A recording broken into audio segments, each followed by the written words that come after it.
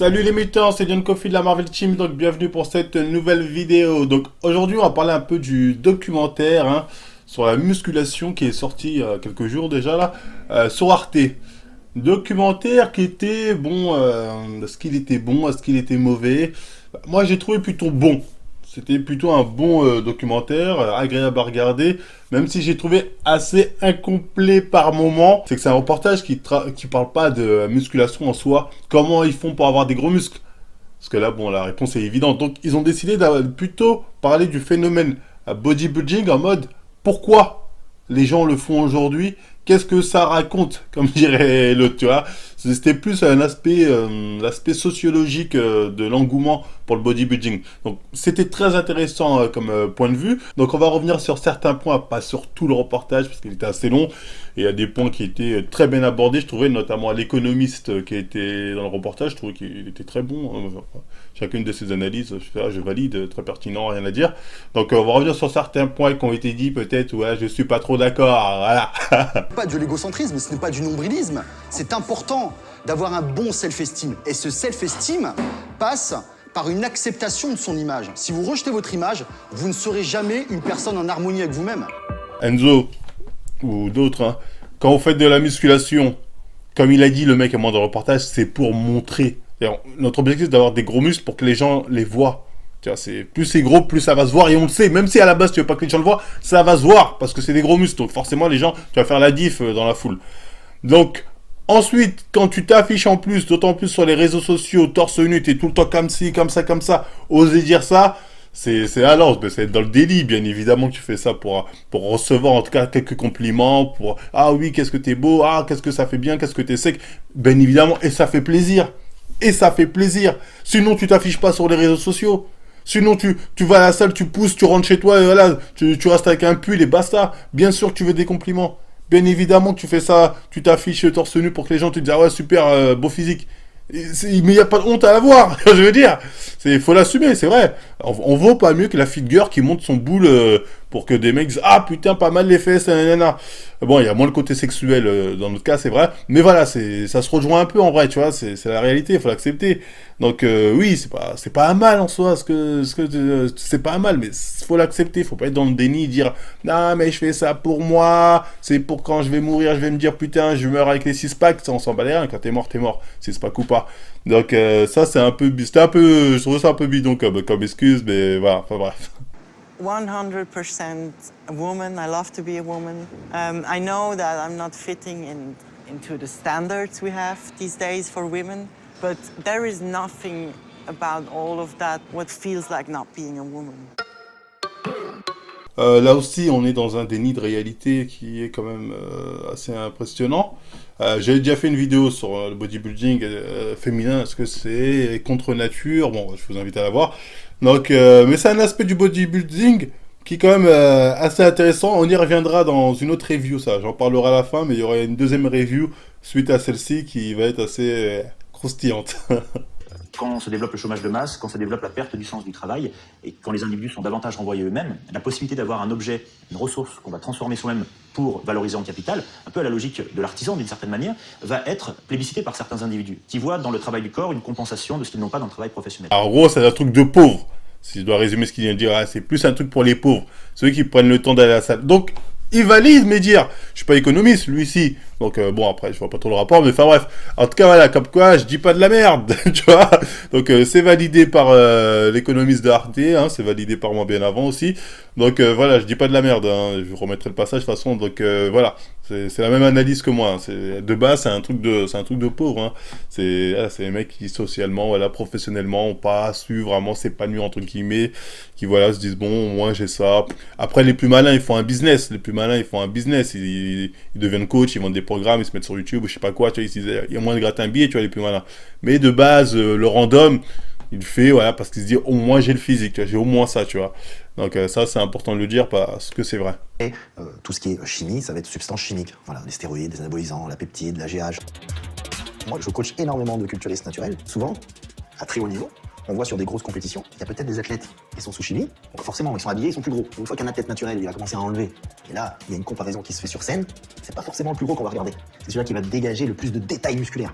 Un athlète qui va être arraché, qui va être strié, qui va être découpé au laser, là, ça va attirer tout de suite le regard. Donc lui, il est en train de nous dire que des mecs nachis arrivent à être plus secs, donc naturellement, que des mecs qui chargent. Sachant qu'il y a... En fait, le problème de son analyse, c'est que lui, il se dit, les produits dopants, c'est juste pour la masse musculaire. Donc, je sais pas, il est coach depuis quand. Je le connais pas, après peut-être c'est un bon coach, ah, t'as pas honte de parler de lui. Mais quand t'es pas au courant qu'il y a des produits dopants qui t'aident à sécher comme un spartiate, hein, comme dirait l'autre, je suis désolé, c'est qu'à bout d'un moment, c'est... Soit t'es dans le déni, soit t'es complice. C'est l'un ou c'est l'autre.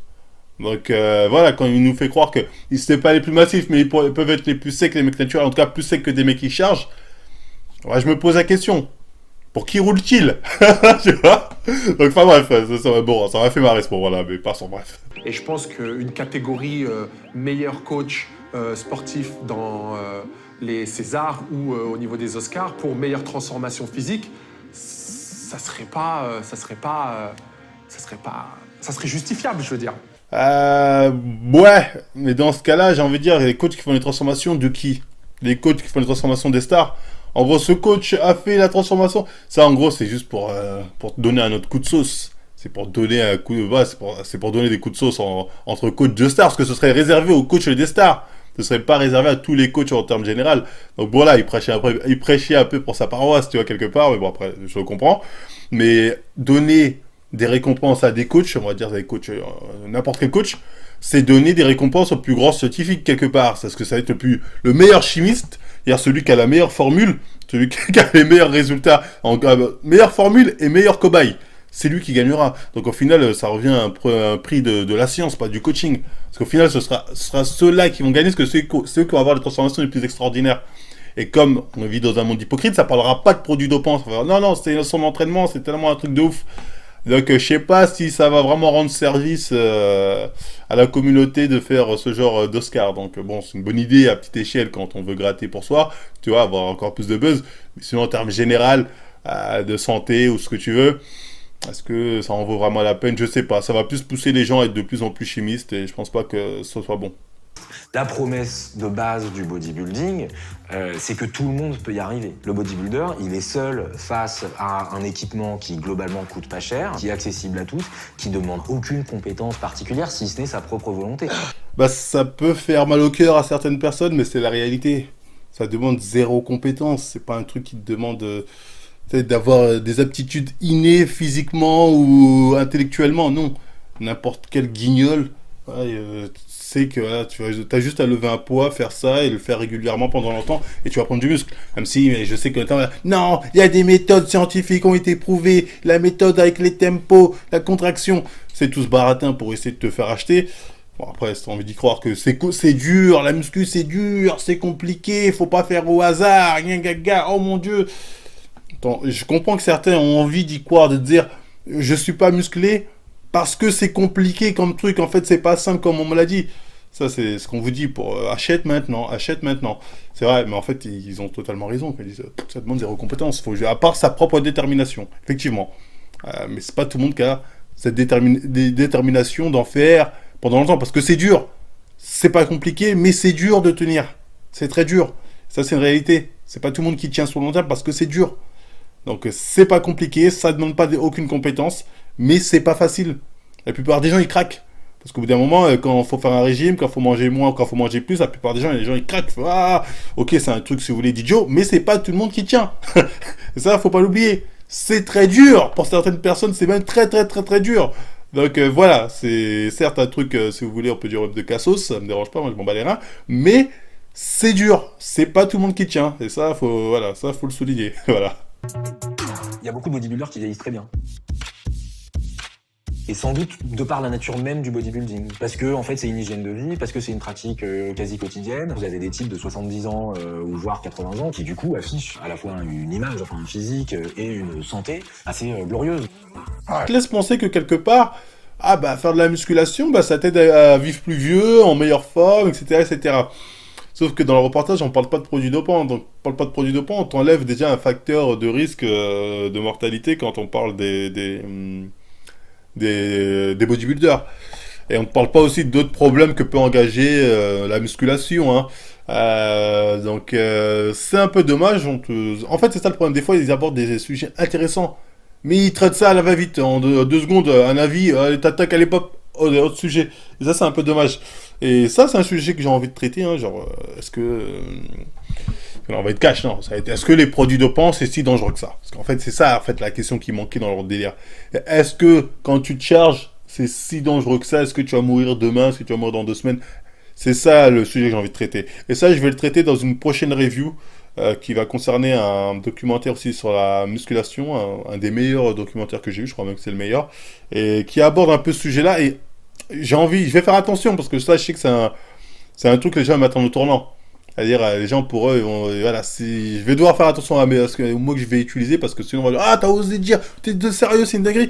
Alors que moi, je vais être le plus sincère possible avec ce que j'ai pu voir, ce que j'ai pu trouver pour mon analyse. Donc, ça va être intéressant, mais ça sera pour une prochaine review parce que il y aura besoin d'une vraie réflexion là-dessus, hein, qu'on pose les bases du pourquoi, du comment, avant qu'on me prenne pour un taré. Et bref, du coup, ouais, on parlera de cette question-là, parce que c'est vrai que j'ai jamais abordé encore sur la chaîne. Est-ce que les produits dopants, c'est si dangereux que ça? Est-ce que c'est vraiment le truc de ouf, on canne demain? Est-ce que c'est... Ah là là là là là là On va essayer de voir ça dans une prochaine review. Donc voilà, bah, ce sera tout pour celle-ci. Hein. Je pense que j'ai fait le tour pour celle-là. Ouais, j'ai traité les questions en tout cas qui m'ont le plus intéressé dans le documentaire. Bah, si ça vous a plu, on like, on partage, on s'abonne. Partagez, hein, likez, hein, allez, comme ça je vous fais vite l'autre review sur est-ce que les produits sont dangereux. Ça va être amusant. Si je sais on va me tirer dessus un peu, bon, si je m'en vais bref, de toute façon. Et voilà, bah, on n'oublie pas, on like, on partage, on s'abonne. Vous avez moins de 15% chez SD Nutrition pendant encore quelques jours, là, jusqu'à la fin du mois. Donc, allez-y, SD Nutrition. Profitez-en avant que ça retourne à 10. Donc, faites-vous plaisir, faites les courses. Et moi, bah, encore une fois, Insta, Facebook, Instagram, tout ça, venez. Et je vous dis, et TikTok aussi. Et voilà, encore une fois, je vous dis à la prochaine émission.